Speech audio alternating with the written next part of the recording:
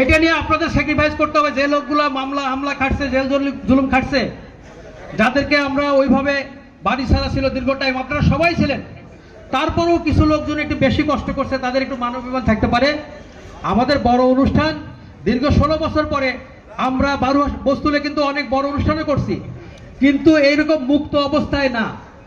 দীর্ঘ 16 বছর পরে আমরা একটা মুক্ত অবস্থায় কিন্তু আমরা অনুষ্ঠান করতে পারতেছি। আপনাদের হয়তো খেয়াল আছে, বিনোদপুরে 2018 সালের নির্বাচনে প্রথম আব্দুল মান্নান তালুকদার সাহেবের জনসভা ছিল।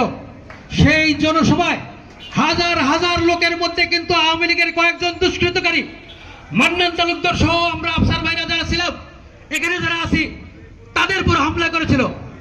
আমরা সেটা রক্ষা করতে পারি নাই, আমরা তারপরেও কিন্তু ধৈর্য ধরে বসে আছি। সেই জন্য আপনাদের বলবো, আপনারা সর্বোচ্চ ধৈর্যের পরিচয় দিবেন।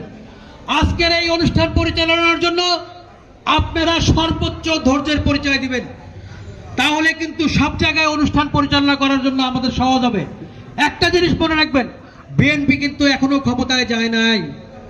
আমরা ক্ষমতায় ইনশাল্লাহ সামনে যাব, সমস্ত প্রোটোকল ঠিক হবে, সমস্ত নেতা নেত্রী ঠিক হবে, তখন আমরা সবকিছু ঠিক মতো করতে পারবো।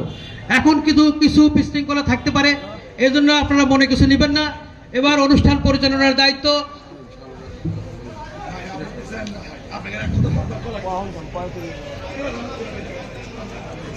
আচ্ছা, আমি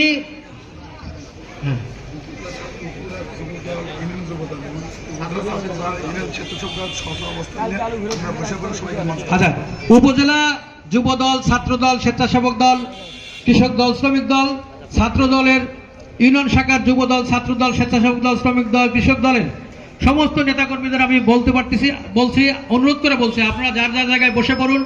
আসলে আমরা মঞ্চে সবাইকে আমরা আসলে জায়গা দিতে পারতেছি।